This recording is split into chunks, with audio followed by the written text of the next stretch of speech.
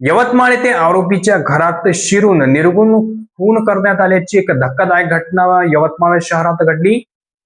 यवतमाळ शहरातील जामनकर नगर परिसरातील विदर्भ हाऊसिंग सोसायटीमध्ये दुपारी एक धक्कादायक आणि थरारक घटनेने संपूर्ण यवतमाळ शहर हादरून गेले आहे।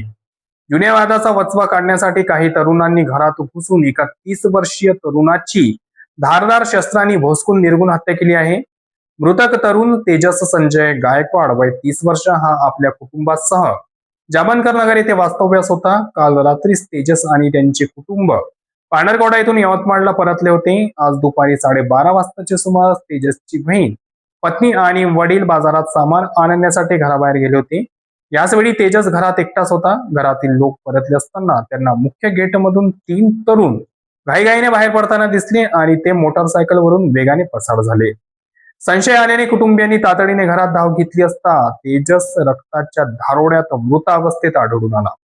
त्याच्या मानेवर, पाठीवर, डोक्यावर आणि छातीवर धारदार शस्त्राने भीषण वार करण्यात आले होते। हत्येच्या काही वेळ आधी दुपारी 12 वाजताच्या दरम्यान तेजसच्या मोबाईलवर पंकज उगले नावाच्या व्यक्तीचा फोन आला होता। फोन स्पीकरवर असल्याने कुटुंबियांना तो संवाद ऐकू आला होता। फोनवर तेजसचा मित्र रोहन उगले याने "तू कुठे आहेस? आम्ही तुला भेटायला येत आहोत" असे म्हटले होते। या फोन कॉलच्या काही वेळातच ही भीषण हत्या घडवून आणण्यात आली। या घटनेची माहिती मिळताच अवधूतवाडी पोलिसांनी घटनास्थळी धाव घेतली।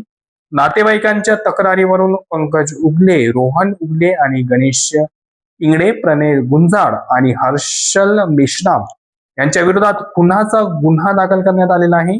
हे आरोपी परिसरात नेहमीच धारदार शस्त्रे बाळगून दहशत निर्माण करत असत, अशी माहिती आता समोर येत आहे।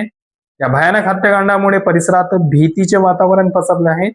अवधूतवाडी पोलिसांनी या घटनेचे गांभीर्य ओळखून आरोपीच्या शोधासाठी विशेष पथके रवाना केली असून तपास वेगाने सुरू आहे। ही माहिती यवतमाळ येथून RN न्यूजचे प्रतिनिधी शाकीर अहमद यांनी दिली।